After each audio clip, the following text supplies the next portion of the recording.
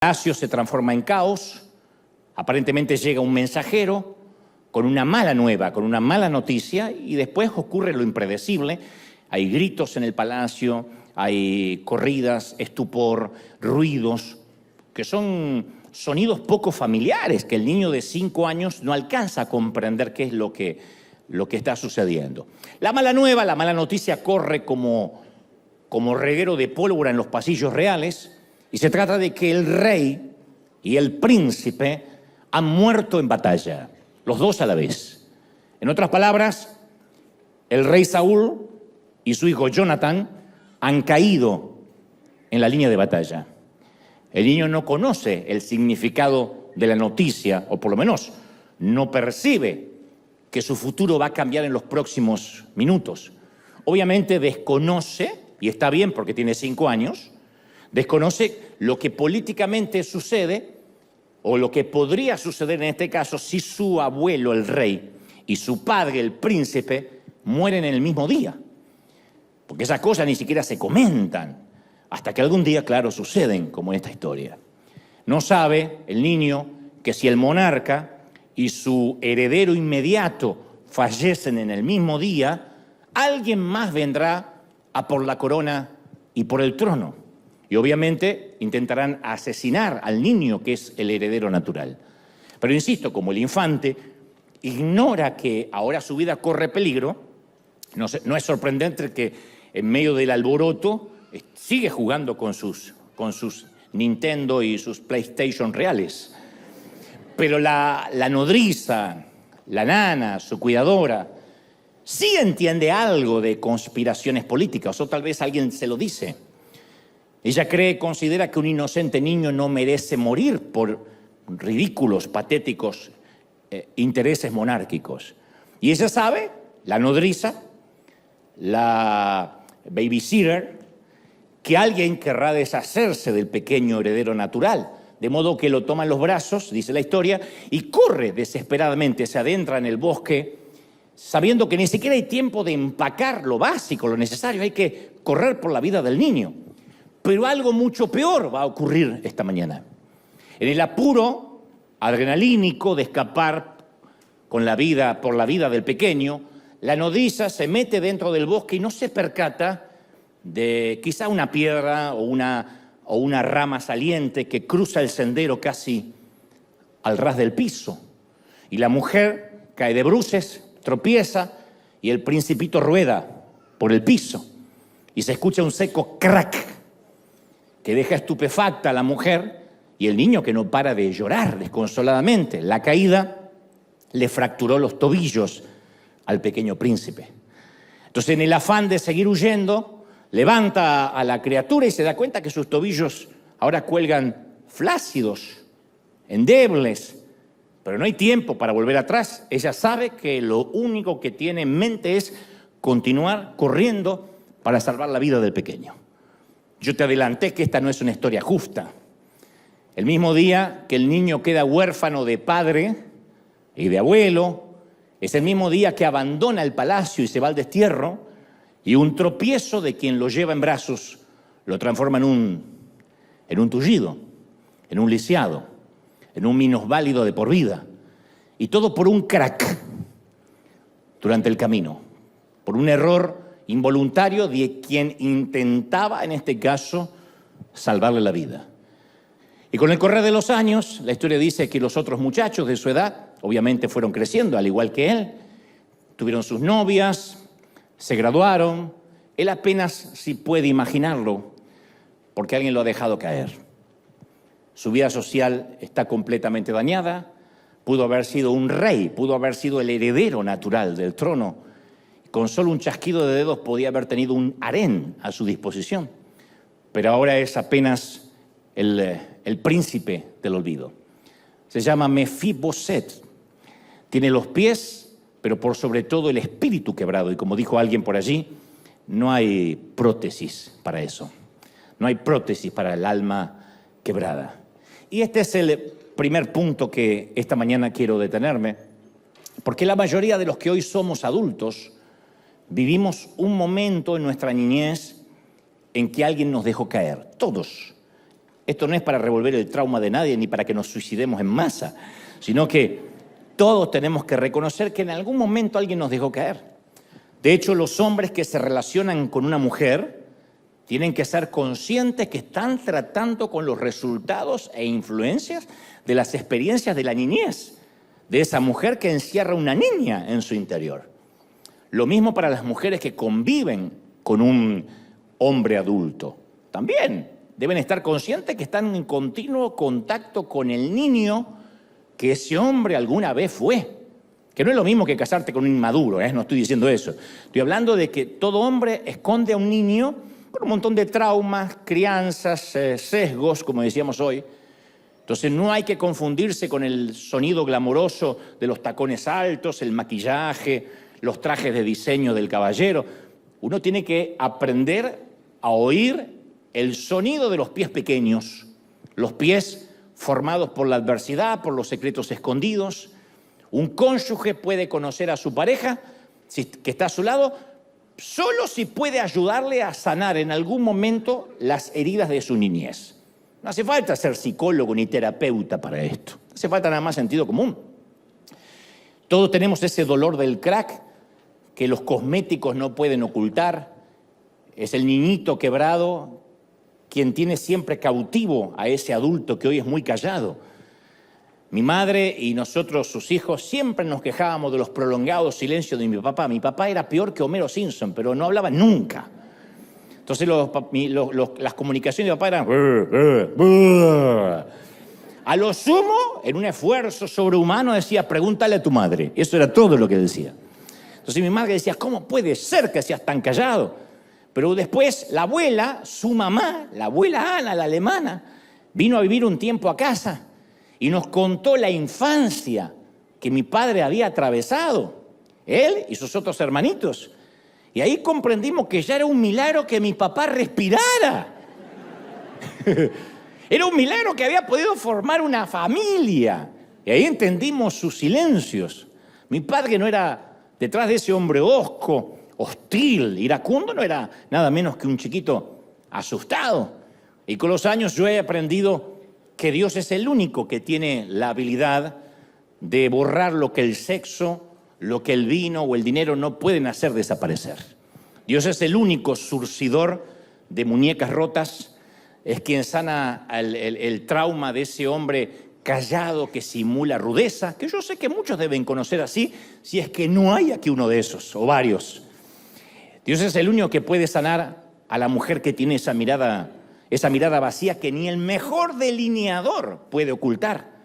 Y Jesús dijo que Él venía a sanar a los quebrantados del corazón. Y en griego, el término quebrantado significa hecho añicos, literalmente.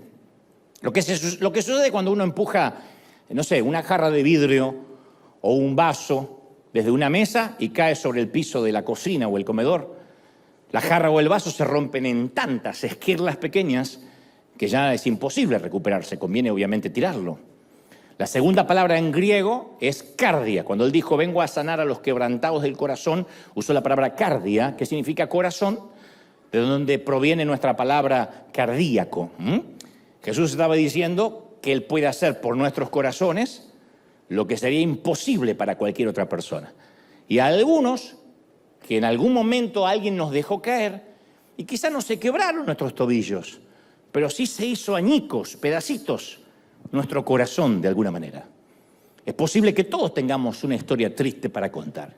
Si yo dijera, ¿quién tiene una historia triste? Nos quedamos a vivir, porque todos tenemos una historia triste. Pero sin duda, lo más doloroso es que las personas en quien más confiábamos son las que en ocasiones nos dejan rodar por el piso o nos dejaron rodar por el piso. Porque es tu papá la que te dice que eres hermosa. El primer halago que vas a recibir del sexo opuesto va a ser de tu papá, tu primer novio. El primero que va a decir, qué linda que eres, aunque sea fea, tu papá te lo va a decir. Los papás siempre mienten. Es tu papá el que te va a decir, es un campeón, muchacho, aunque seas un perdedor. Es tu papá el que te lleva sobre tus hombros, el que pelea con los monstruos debajo de la cama, el que te dice que vale mucho, el que te dice, niña, no te conformes con el primer tipo que quieras llevarte a la cama. Pero un día, ese papá te abandona cuando más lo necesitas, o un primo cercano, en el peor de los casos, un tío, un vecino, un amigo muy allegado a la familia te roba, como digo siempre, lo más preciado que tenías, la inocencia. O quizá aún algo más complejo, que ni siquiera te atreves a contárselo a tu amiga porque esas cosas no se cuentan. Porque es algo que de algún modo no lo puedes explicar o no lo puedes articular. Pero quizá en la noche de bodas te sentiste violada por tu propio esposo. Por eso digo, es imposible contarlo porque te van a decir, ¿cómo? Si es tu marido. Pero aquella primera noche quizá no te sentiste amada, ni valorada. Y fue como un crack silencioso, íntimo. Así que por el resto de tu vida de pareja decidiste tener sexo sin alma, sin tener que conectarte nunca más. Solo entregaste el cuerpo, pero cerraste tu corazón. Crack. Ese es el sonido, el denominador común de todos los casos. Alguien de pronto nos deja caer, haciéndonos o dejándonos tullidos del corazón, paralíticos del alma. Y en ocasiones puede que hayan sido solo palabras iracundas, que en nuestra generación se usaban mucho, que nuestros padres en momentos de ira nos decían cualquier barbaridad, cualquier canallada. Pero fueron suficientes esas palabras para arrancarnos del palacio, para dejarnos a la vera del camino, y nos marcaron, porque uno ve a sus padres como los grandes héroes y un día en un momento de ira te dicen que eres un tonto, un estúpido, un torpe, y uno se lo cree, uno asimila esas palabras y quedan en el engrama mental por siempre. Yo he contado en reiteradas ocasiones que cuando tenía 5 años, mi papá dijo, completamente borracho, él estaba borracho, no yo que tenía 5 años, no me estaba borracho a los 5, sino que mi papá estaba completamente borracho, y en un momento que hasta de hecho quiso quitarse la vida, él me gritó y me dijo que yo era el culpable del cáncer de mi madre y de que ella se estuviese muriendo. Porque coincidió su embarazo, esos embarazos que uno preguntaba, ¿ustedes me quisieron tener? ¡No, fuiste un tumor! ¡Un susto! Bueno, ese susto, están viéndolo al susto en persona, pero ese susto coincidió con la metástasis de mi madre. De manera que los médicos de aquella época decían, es muy probable que el embarazo haya acelerado el cáncer. Así que mi padre en un momento de borrachera me culpa a mí, me dice, culpa tuya, tu madre se está muriendo. Y yo nunca pude olvidar esa mirada de odio y razoné, seguramente hay algo malo en mí porque mi papá me ama mucho y si dice que hay algo malo es porque tiene que haber algo malo en mí. Y entonces no permití que nadie más se acercara lo suficiente para que no viera lo que mi padre había visto en mí. Yo todavía no estaba consciente que en los años siguientes tendría serios problemas para hablar, pero todo, yo puedo recordarlo como si fuera hoy, todo empeoró a partir de ese día. Y a partir de los 5 años yo fui un niño triste, retraído, incapaz de expresar o leer emociones, no podía leer emociones, no podía expresarlas tampoco. Y en gran parte de mi niñez podría haber jurado que yo no tenía futuro, que no era inteligente, que yo no había nacido con ningún don. Entonces me dijeron a lo largo de mi niñez, introvertido, tímido, antisocial, y hasta alguna maestra, que en esos entonces aventuraban diagnósticos sin tener base académica, hasta alguna maestra sentenció que yo tenía un leve autismo y recomendó terapia. Pero si mi papá no llegaba, venía los perros a la veterinaria, ¿qué nos iba a llevar a nosotros a terapia? Ni a vacunar nos llevaban. Papá, ¿me llevas a vacunar? ¿Para qué? De algo hay que morir, decía mi papá. Así que fui un niño de ojos tristes, profundos, melancólicos. Yo no he logrado encontrar una sola foto mía de pequeño riendo o siquiera sonriendo. Y la maestra decía, es que es introvertido o es depresivo, que se decía en aquel entonces. Es un niño triste, ya está. Les nació un niño triste. Y mis próximos años no fueron mejores que ese día. Y la siguiente historia, aunque vista en perspectiva parece nimia o trivial, yo la he contado en varias ocasiones, la he escrito en algunos libros porque yo siento que siguió marcando mi vida. Lo he relatado porque siento que es parte de lo que uno le toca vivir. Por alguna razón, mis papás no me enviaron al kinder, al jardín de infantes, que se dice en mi país. Yo supongo que habrá sido por la enfermedad de mi madre. Así que mi debut en el colegio fue a los 5 años, directamente sin escalas, en primer grado de la escuela primaria. Cuando los niños tienen que pasar por el jardín, por el kinder para acostumbrarse a pedir para ir al baño, etcétera, especialmente para la convivencia. Y un mediodía de marzo de 1973, mi mamá se estaba muriendo de cáncer. En casa mi papá siempre estaba ausente o borracho, que es lo mismo. Y mi hermano Diego, de solo 11 años, me está llevando al colegio en mi primer y fatídico día. 4 horas en un aula, que era lo que se estilaba, con una veintena de chicos desconocidos. O sea, yo no tuve ese acostumbramiento de entrar a un colegio de primero 1 hora, después 2 horas, 4 de golpe. Y a mí no se me ocurre que yo puedo pedir permiso para ir al baño porque nadie me lo enseñó jamás.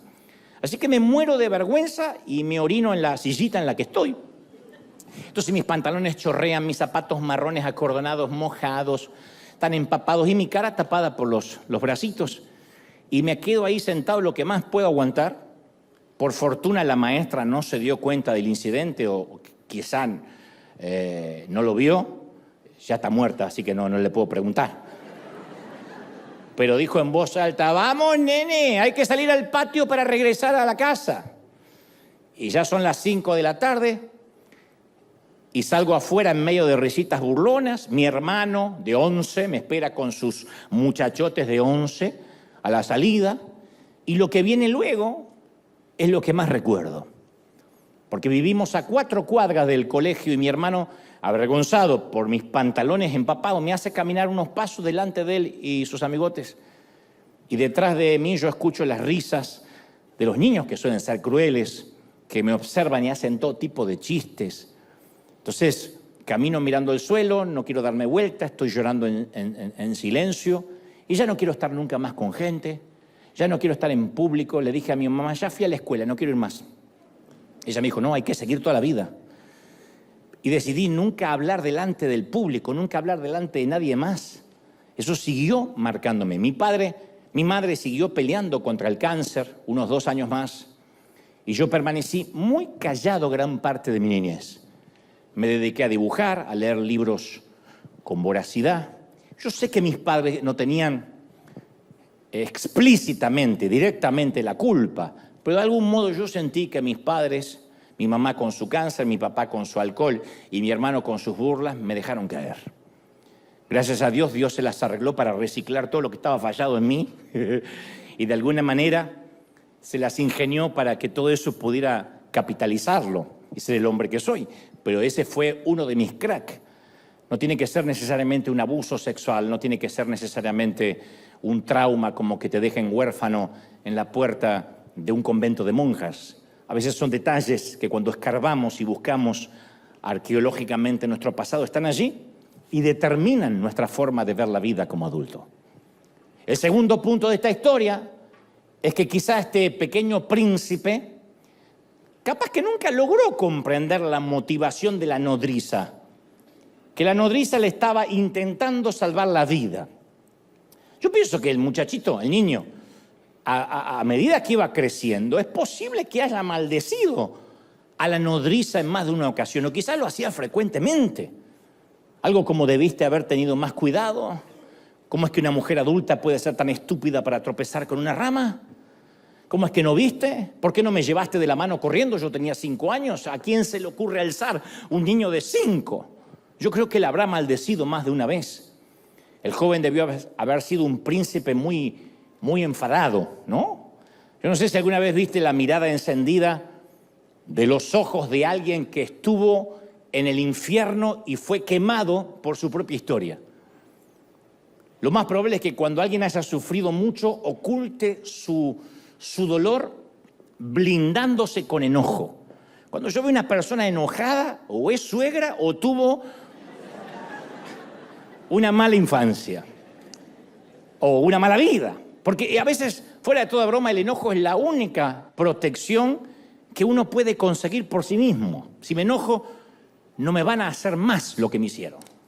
Hay gente que son solo gatitos asustados, haciéndose pasar por leones, con la esperanza de que nadie sabe que debajo de su gruñido no hay dientes, sino lágrimas. Cuando alguien está muy enojado, muy adusto, por lo general es alguien con una vida de mucho dolor.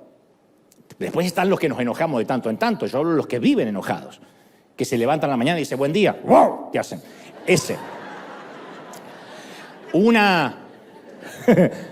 Se ve que alguna dama reconoció el ladrido, ¿eh? Hay una poetisa, una gran escritora británica llamada Florence Smith, que atribuía gran parte de su escritura a una niñez difícil. Y su poema más famoso data de 1957 y se titula No estoy saludando, estoy ahogándome. No te estoy saludando, me estoy ahogando. Y hablaba de una mujer en el poema revolcándose en la marea que no es capaz de conseguir ayuda de quienes caminan por la orilla. Porque la ven, pero asumen que simplemente está saludando.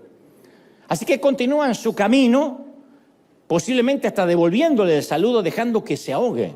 No estoy saludando, me estoy ahogando, dice el poema. Y a veces, aunque nadie se dé cuenta, nosotros también estamos diciendo lo mismo. No estoy saludando, yo me estoy ahogando.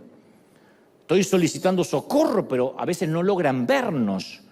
Y cuando somos niños, ni siquiera sabemos cómo pedir ayuda. Yo digo siempre que las viejas heridas tienen una memoria muy buena, pero unas destrezas interpretativas abismalmente pobres. Porque cuando uno es niño, interpreta diferente lo que ocurrió. Eso se llama recuerdo del recuerdo. Es cierto que el dolor mantiene los recuerdos frescos, pero también el dolor tiene un recurso, el cerebro. Dios lo formó de manera tal que trata de blindar o tapar o editar lo que realmente ocurrió. Y en ocasiones eso está bueno, porque uno no recuerda todo el trauma, pero a veces llegamos a conclusiones equivocadas. Y entonces buscamos siempre a una nodriza a quien culpar lo que nos pasó. Y yo he aprendido con la vida que en el juego de la culpa nunca gana nadie. Esto es como en el casino, siempre gana la casa, nunca el jugador. La gente que culpa a otro de sus propias emociones pasan toda la vida haciendo responsable de su destino a alguien más. Y dice, no, a mí me fue mal en la vida porque mis padres me criaron mal, porque yo nací en la pobreza. Otro dice, no, yo vivo endeudado, pero es por culpa de este gobierno, ¿eh? En el gobierno anterior también estabas endeudado. Sí, pero un poco menos. Otro dice, no, yo no me acerco a la iglesia porque no me acerco a Dios porque parece que un pastor, un cura, un rabino me traicionó. Entonces ahí me curé de espanto y me vacuné. A propósito, hay un libro que leí hace poco que se llama Anatomía de la estupidez, que te lo recomiendo, Anatomía de la estupidez. No se lo regales a un amigo porque va a pensar que no es indirecta. Pero me gustó la frase que dice, la estupidez no es un defecto intelectual, ni es un defecto congénito. Por eso cuando uno le dice, pero no seas estúpido, no es un insulto, porque no es un defecto congénito que, y bueno, mi papá era estúpido, mi abuelo era estúpido y yo heredé. No, es una condición aprendida. Uno tiene que aprender, hace un curso de estupidez. Y parte de la estupidez aprendida es el victimismo. Eso es una estupidez aprendida por excelencia. Cuando uno se hace la víctima, cuando dice, bueno, tiene que ver con el afuera, con lo que me tocó. Una nodriza tuvo la culpa de que yo esté como esté. Cuando uno vive culpando al otro, lo único que vamos a lograr es enojo. Y el tercer punto de esta historia es cómo habrá vivido este mismo trauma alguien que siempre que se habla de este tema la ponen como una actriz de reparto, pero caramba, es vital en esta historia, la propia nodriza. Porque siempre uno se detiene en el pobre muchachito que quedó lisiado por el infortunio y el accidente. ¿Y la nodriza? La culpa que habrá tenido esa mujer que soportar durante años, ¿o no? ¿Cuántas veces habrá soñado con aquella huida del palacio una y otra vez? ¿En cuántas ocasiones habrá repasado aquella trágica mañana pensando si hubiese salido más tarde, si hubiese salido antes, si hubiese tomado otro camino, si hubiese mirado para abajo? Si en vez de para el bosque hubiese huido para el otro sitio. El muchacho está bien, no sería un príncipe porque está desterrado, pero al menos tendría sus extremidades firmes. ¿Cuántas ocasiones habrá dicho por qué dejé caer al niño? Y encima sumado a que el muchacho la culpa todo el tiempo. Yo escucho a mucha gente que lucha con una imagen distorsionada por algún suceso del pasado y quedan ensimismados en eso que ocurrió. Hay mujeres que me han dicho en alguna ocasión, mi madre me decía que, en alguna consejería, ¿no? Mi madre me decía que yo era tóxica y yo creo que tiene razón. Yo daño todo lo que toco, contamino todas mis relaciones. Otro dice, no, mi esposo era un abusador, pero mi segundo esposo también lo fue, así que de alguna forma yo creo que atraigo ese tipo de hombres y me lo merezco. Otra dice, no puedo tener hijos, supongo que es un castigo por algo que hice en el pasado. El tema siempre es el mismo, ¿qué hay de malo en mí? Y al revés del que se victimiza, que es parte de la anatomía de la estupidez, hay otros que sufren el complejo de ser culposo. Si fuera uno de esos oradores modernos, diría al que está a tu lado, no seas culposo, pero no te voy a hacer pasar momentos así. Pero yo sé que hay muchos culposos, que se sienten culpa por todo. Y cuando eso sucede, ¿qué hacemos? Buscamos relacionarnos y acercarnos a gente que nos sigue haciendo sentir más culposos. Es como que nos atrae. Y eso tiene que ver con una cuestión natural. Si creciste en una casa que todo era una locura, ¿vieron que hay casas que todo es una locura? Todos a los gritos. ¡Pásame la sal! Todo es así. Entonces, la locura para ti es tu normalidad. Si el griterío y los berrinches llenaron tu mente cuando eras chico, el griterío es tu pista de audio en tu vida adulta. Todo lo tienes que hacer gritando. Hay gente que hasta adora a Dios gritando. ¡Señor! Porque cree que Dios tiene un problema de sordera como el marido. Entonces grita. El grito es la banda sonora. Si tu familia fue fría y poco expresiva, sueles arrastrar ese tipo de trato hacia tu pareja. Porque dices, bueno, mi papá era frío. Mi papá no te decía ni buen día. Uy, ¿pero por qué tenés que repetir el patrón? Y porque así era mi papá. Y el abuelo, peor. Si tu pureza sexual fue violada o alterada cuando eras niño o niña, entonces el sexo puede que sea la primera cosa que ofreces en una relación, porque eso es lo que se esperó de ti. O porque crees que en ofrecerlo eso reside tu valor, en eso se valida tu personalidad. Ahora, debería suceder lo contrario, pero cuando no hemos resuelto algunos temas, nuestra vida siempre gravita hacia lo malo conocido. Y como anhelamos siempre cerrar ciclos, Dios nos creó para cerrar temporadas. Sin querer somos atraídos hacia eso mismo que nunca logramos resolver para ver si cerramos ese ciclo. Yo conozco mujeres que se criaron con un papá violento y cuando se casaron eligieron a un hombre que se parece a ese padre. Y le dan ganas de decirles, ¿de verdad? Porque al no resolverlo, eligieron lo que ya conocen. Hay gente que elige lo que les parece que es la normalidad en una relación. Hay mujeres que les gusta estar no sujeta, sino que sujeta le queda así cuando levanta la voz. Y uno dice, ¿por qué? Porque la normalidad. Porque no conocen una relación sana. Y no saben que están en un bucle del cual no pueden salir. Y yo me pregunto si la nodriza habrá repetido ese patrón de culpa. Yo creo que sí. Y habrá concluido que así como le arruinó la vida al pequeño príncipe, habrá dicho, lo único que me encargaron es que cuidara al nieto del rey. Y ni eso pude hacer. Así que estoy seguro que a quien me le acerco le voy a arruinar la vida. Posiblemente esa mujer, creo, nunca se casó, nunca quiso tener una relación seria porque ella pensaba, a quien yo me acerco, le arruino la vida. Si se le arruiné a un chiquito de 5, ¿qué puedo esperar en mi vida adulta? Y el cuarto punto de la historia es que debemos ser conscientes esta mañana que no solo quizá nos dejaron caer a la mayoría, sino que también nosotros podemos ser personas que dejamos caer a alguien. Por ejemplo, yo sé que el divorcio es el fin de un sueño en común. Y cuando algo se destroza, los vidrios caen en todas partes.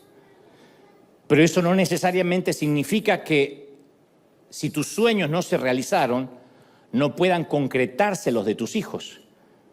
Y entonces, mientras que estás en el proceso de recoger todos los vidrios que cayeron al piso, hay que tener cuidado de no involucrar a los hijos. Yo sé que parece algo infantil y la mayoría dice, sí, claro, no los voy a involucrar. Pero la palabra pervertir Según la RAE, según el diccionario de la Real Academia Española, significa desviarse del uso natural. La perversión no es solo sexual. Cuando desviamos el uso natural de un niño, lo estamos pervirtiendo. Y muchos padres nos causaron estrés pervirtiéndonos con problemas de adultos que nosotros no podíamos procesar porque éramos chiquitos. Muchos padres separados o divorciados toman de rehenes a sus hijos o los quieren hacer cómplices para ponerlos de un lado de la grieta. Y necesitas comprender que son dos agendas diferentes. Una es la pareja y otra es la familia. Y quizás se dañó la agenda de la pareja, la relación de pareja, pero no tiene que dañarse la relación con la familia. Yo sé que es difícil, porque aunque tu cónyuge te haya fallado como pareja, es difícil, pero tienes que honrarlo como papá y mamá de tus hijos. Porque cuando lo envenenas con respecto a papá o a mamá, por mucho que estés enojado, no lo estoy minimizando, o enojada. Cuando envenenamos a un hijo con respecto a su mamá o a su papá, no estamos castigando a nuestra pareja, estamos dejando caer a nuestro niño, haciéndolo rodar, que se le quiebren los tobillos, que repita la historia de adulto. Entonces tal vez no pudiste salvar la relación, pero salva a tus hijos. Ellos no pidieron nunca convertirse víctimas de una guerra que no declararon. Ellos son la profecía y merecen no caer. Merecen que Dios cumpla el propósito de sus vidas hasta que sean adultos, ¿sí o no? Merecen que no rueden. Bueno, la historia de nuestro príncipe desterrado relata que tuvo que vivir el resto de su vida en cautiverio en un sitio llamado Lodebar, el lugar donde los sueños mueren y los reyes, obviamente en este caso devienen mendigos. Es el sitio donde se ocultan las cicatrices, donde se ocultan los lisiados. Yo hace un tiempo di un mensaje que se llama Bajo la Rosa, que lo pueden buscar. Bajo la Rosa viene de una expresión del latín sub rosa.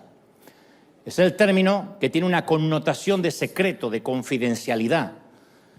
Los griegos y los romanos comenzaron a usar la rosa como un símbolo de silencio, y las reuniones secretas de las masonerías, de los templarios, se llevaban literalmente bajo una rosa pintada en el interior del techo. Entonces las rosas de los techos, cuando uno entraba a un sitio y había una rosa pintada en el techo, era el recordatorio a los invitados que debían guardar discreción. Entonces no había chismes. No sé si no hubiera pintado una rosa gigante en River. Pero los templarios decían, lo que se hace debajo de la rosa, queda bajo la rosa.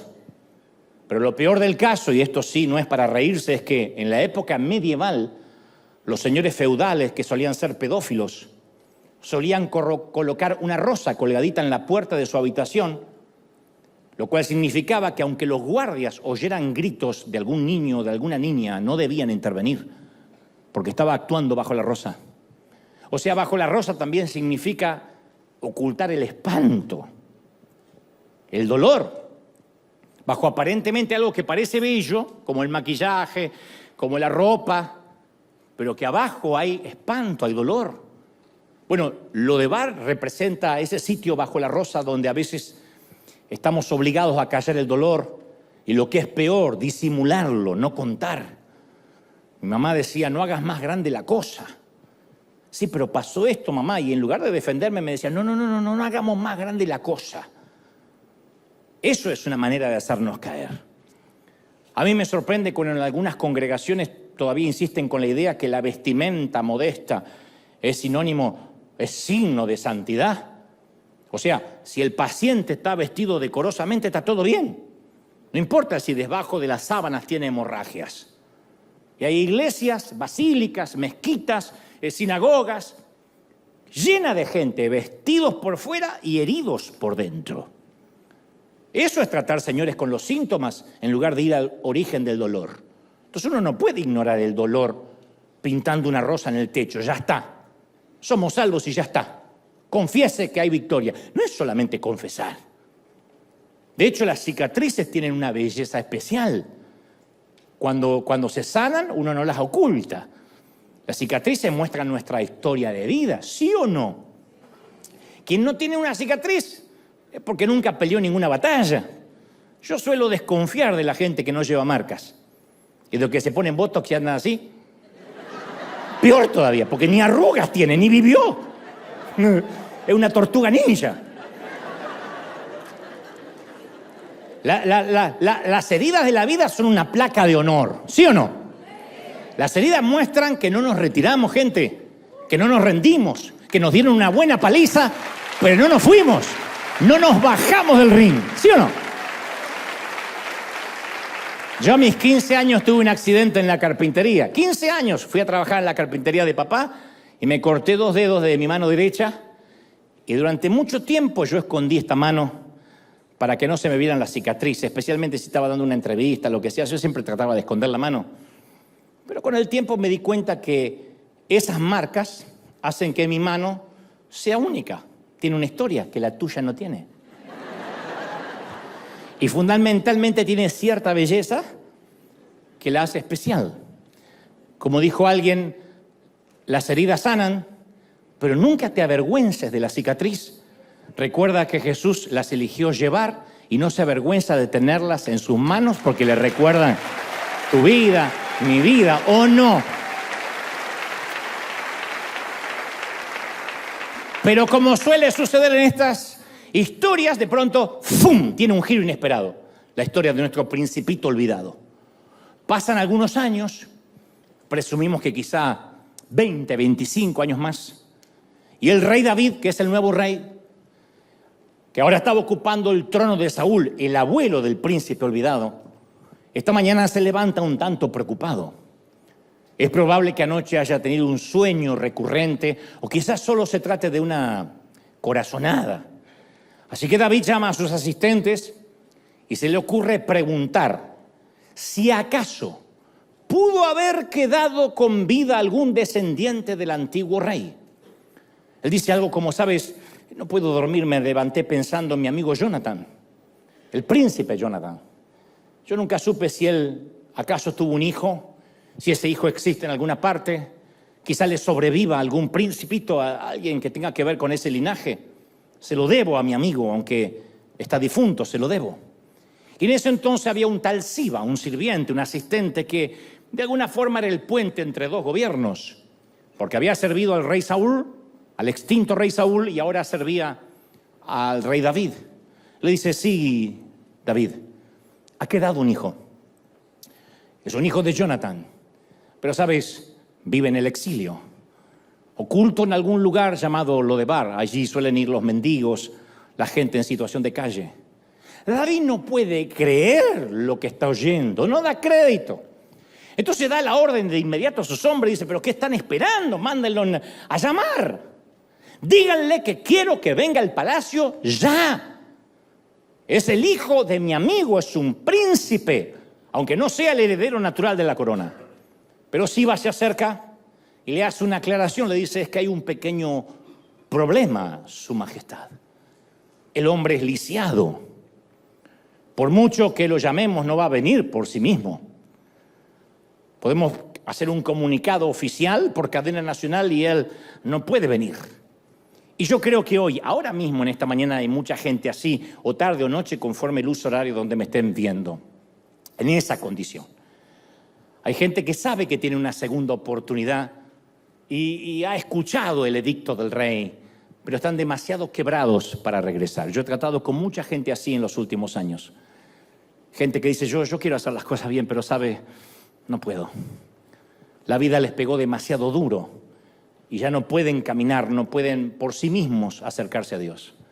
Saben lo que tienen que hacer, saben que lo que están haciendo no es correcto, pero no pueden levantarse.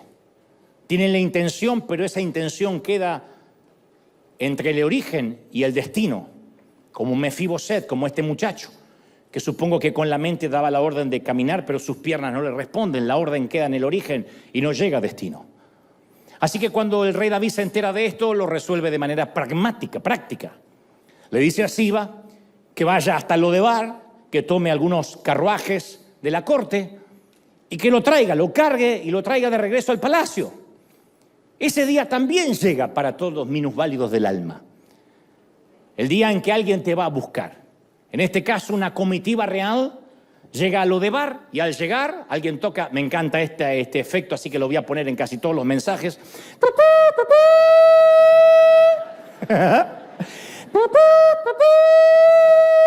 Todo Lodebar se conmueve. No es la misma trompeta de Don Cohen, es otra. Pero no tenemos presupuesto para diversos efectos. Y el vocero del rey desenrolla un pergamino ante el lisiado y dice: el edicto real proclama que regreses a tu condición de príncipe. El rey ha dispuesto que te sientes a su mesa junto con el resto de sus príncipes, sus hijos, a partir del día de la fecha, sea edicto y sea ley. Y el que fue llevado algún día siendo niño en brazos del palacio al silencio, hoy también regresa en brazos siendo adulto del silencio al palacio. Claro que traer de regreso al presunto mendigo es un riesgo. Sentar a la mesa a un proscripto, a un paria, a quien vivió refugiado toda su vida y no se sabía nada de él, no es algo que todo el mundo va a entender. Eso es un riesgo. Hay una frase que siempre me fascinó, que es la frase riesgo calculado, que fue un invento en la jerga militar en la Segunda Guerra Mundial. Los generales calculaban el riesgo de cuántos soldados o inocentes perderían la vida con una misión que tenían que llevar a cabo. Y la frase riesgo calculado después se hizo famosa, se popularizó en los círculos comerciales, en los recursos humanos. Antes de contratar a alguien, se calcula el riesgo si el valor potencial a obtener supera el costo para alcanzarlo, y si supera el costo, damos el salto, gestionamos el riesgo. Tu esposa dice: mamá quiere venir a casa, tienes que ver el riesgo. ¿Soporto la suegra o tengo problemas con mi mujer? Soporto la suegra, riesgo calculado. Todo está bien, pero ¿qué sucede cuando el cristianismo se convierte en una cuestión de gestión de riesgos? ¿Qué pasa si nuestras iglesias están constantemente calculando los riesgos del qué dirán? ¿Qué sucede cuando los seguidores de Cristo nos volvemos reacios al riesgo y no queremos correr riesgos y nos quedamos en la zona cómoda? ¿Qué ocurre cuando los cristianos miramos desde la orilla a gente que no está saludando, sino que se está ahogando, y nosotros la saludamos? No, es que no me quiero mojar. Es que cuando uno lleva demasiado tiempo sentado a la mesa del rey, es muy probable que la memoria se nos haga frágil. Y uno se siente allá hasta con derecho de estar en la mesa real y nos olvidamos que algún día también fuimos quebrados. Pero los demás tullidos no son mundanos, inconversos, perdidos, son almas necesitadas del amor de Dios, y a veces nos olvidamos que nosotros también necesitamos misericordia. No podemos dar lo que no necesitamos. Entonces, tenemos que irlos a buscar a los que están demasiado quebrados para poder venir. No todo el mundo vendrá a la iglesia el domingo y va a hacer la fila desde las 6 de la mañana. A veces tenemos que levantarnos y ayudar a alguien a sobrevivir. A veces a alguien hay que decirle: vamos a la iglesia y después te invito a almorzar, aunque te cueste algo. Eso es un riesgo calculado. Pero tenemos que ayudar a que los demás superen lo que nosotros ya superamos. Dios toma a los que estamos hechos trizas y heridos y nos rehabilita, pero no para ponernos después en un museo, sino para que seamos portadores de esa sanidad, para que entendamos al que está quebrado, ¿sí o no? Entonces, nuestro propósito está donde alguna vez estuvo nuestra miseria. Nuestro propósito no es sentarnos en la mesa del rey. Ahora me vengo todos los domingos y estoy 2 horas. No. Nuestro propósito no es sentarnos a la mesa y discutir sobre servilletas, copas, manteles. Nuestro propósito siempre ha estado en Lodebar. Ese mismo lugar en el que hemos llorado alguna vez es el que va a traer sanidad a aquellos que son tocados por el mismo dolor. ¿Soy claro, sí o no? Ese es el lugar donde debemos regresar para ayudarlos a salir de su confinamiento.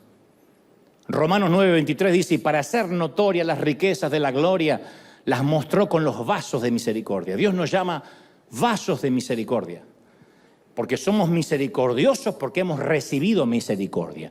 ¿Habrá alguien que no necesite perdón de Dios aquí? Que digan, no, no, no, para mí Jesús murió en vano porque yo ya era santo. ¿Habrá alguien así? Ni los argentinos son así, mirá lo que te digo. Ahora, los ex desterrados, tenemos una compasión que únicamente viene de haber sido desterrados también. ¿Uno entiende esa gente? Nuestra miseria tiene raíces en los recuerdos de nuestras propias tragedias. Si alguna vez superamos una tormenta, tenemos una actitud muy diferente a aquellos que nunca la atravesaron. Una mujer que sobrevivió al cáncer va a entender a otra mujer que padece lo mismo. Alguien que atravesó un divorcio no va a juzgar a aquel matrimonio que tiene crisis. Y quiero contarte algo más que es el final más asombroso. La Biblia narra que Mefiboset llega en brazos de Siba al palacio, se pone las muletas como puede y luego se postra ante el rey. Y el rey le dice, no tengas temor, porque yo haré contigo misericordia, para eso te mandé a llamar. Porque yo amaba a Jonathan, tu padre, y de alguna forma amaba a tu abuelo. Así que te voy a devolver todas las tierras de tu abuelo y de tu padre. Y otra cosa más, tú comerás siempre a mi mesa. No te voy a poner una mesa ahí de servidumbre, tú vas a comer con mis príncipes, con mis hijos. Y luego llama a Siba, el que lo había ido a buscar, y le dice, todo lo que fue de Saúl y todo lo que fue de su padre Jonathan, dáselo a él, todas las tierras. No sé quién viva ahí, echa quien tengas que echar, pero devolverle las tierras. Estaba lleno de hispanos esa tierra que se había metido. Argentino, salvadoreño, mexicano. Le dice, ¿qué pasó? Pero los tuvieron que sacar. Y le dice, tú le vas a labrar las tierras, le dice a Siba, vas a almacenar en los graneros para que a él nunca le falte el pan, pero él siempre a la hora del almuerzo y de la cena, él come acá con mis hijos. David le restituyó todo lo que había perdido, se lo dio todo. Los años que no pudo tener, se los restituyó. Dígame si ese no es Dios, ese es nuestro rey. Pero esto es lo que más me asombra. Mefiboset terminó sus días siendo lisiado. Eso nunca fue sometido a una operación. Nunca se habla de una sanidad milagrosa. Él siguió dependiendo de las muletas para trasladarse de un sitio a otro. Así siguió su edad adulta hasta la vejez. Entonces, cuando uno imagina esta historia, puede cometer el error de pensar que era un mendigo sentado a la mesa del rey. Como quien sienta a un indigente en la mesa de Navidad. Hay de los que dicen, ¿sabe? Era una Navidad y pasó un indigente pidiendo pan. Le dijimos, siéntese aquí. Y el pobre apenas se lavó las manos y se sentó. Podemos llegar a pensar de que es un mendigo sentado a la mesa del rey. Un lisiado. Pero se nos escapa un detalle. La esencia de Mefiboset, aunque vivió gran parte de su vida adulta en una cueva, era de príncipe. Él nunca dejó de ser el hijo del príncipe y el nieto del rey. Y yo quiero que te grabes esto. No importa cuánto tiempo te hayas mantenido alejado de Dios, tu condición real nunca ha cambiado. Nunca. Never. Jamás. Ahora, puede que huelas mal y apestes un poco, pero tienes alma de príncipe. Tienes sangre de rey, ¿sí o no? Que esta no es una excusa para no bañarse. Pasa que tengo sangre de rey. No, no, hay que bañarse. Así que no te imagines una mesa donde se sienta el rey, sus hijos príncipes y un mendigo, un intruso que está ahí metido. No, no, no, no. De hecho, dicen que un fotógrafo de la revista de aquel entonces, Caras de Jerusalén, estuvo allí y retrató la imagen del primer almuerzo en el cual Mefiboset se sentó a la mesa del rey. Y obviamente nosotros somos River Arena y tenemos contactos. Llamé a Bukele. No sé qué tiene que ver Bukele con Jerusalén, pero es el único presidente al que tengo acceso por ahora. Y tuvimos acceso a esa casi secreta fotografía familiar que está aquí. Así que voy a describirte los comensales, los hijos de David. uno a uno, comenzando desde tu derecha a tu izquierda. ¿Me sigues? De tu derecha a tu izquierda. Todos recuerdan cuál es su mano derecha, ¿correcto?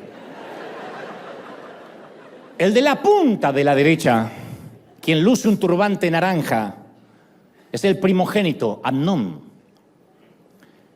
El segundo a su lado, de una espesa barba negra, se llama Daniel, otro de los hijos de David. El tercero, que está con la cabeza inclinada, medio mimoso, es Salomón. Es quien finalmente heredará el trono. El cuarto, siempre de derecha a izquierda, con el turbante rojo, es Adonías, otro de los hijos de David. Y llegamos a quien luce la corona, el rey David. El siguiente a la izquierda inmediata del rey es Absalom. El que le sigue al rey es Absalom.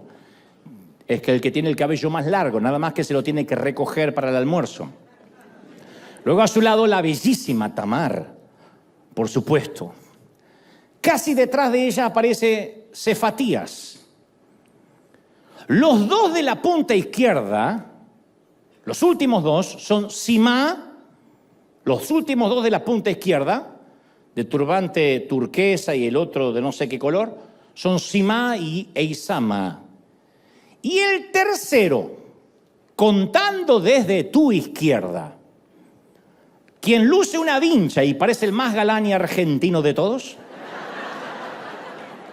Acércame, director, el tercero de la izquierda, empezando de la izquierda, de izquierda a derecha, ese es Mefiboset. Mefiboset es el que no tiene turbante, es el que se parece Pasión de Gavilanes a las 7, 6 centro. Dicen que fue el primer argentino de la historia.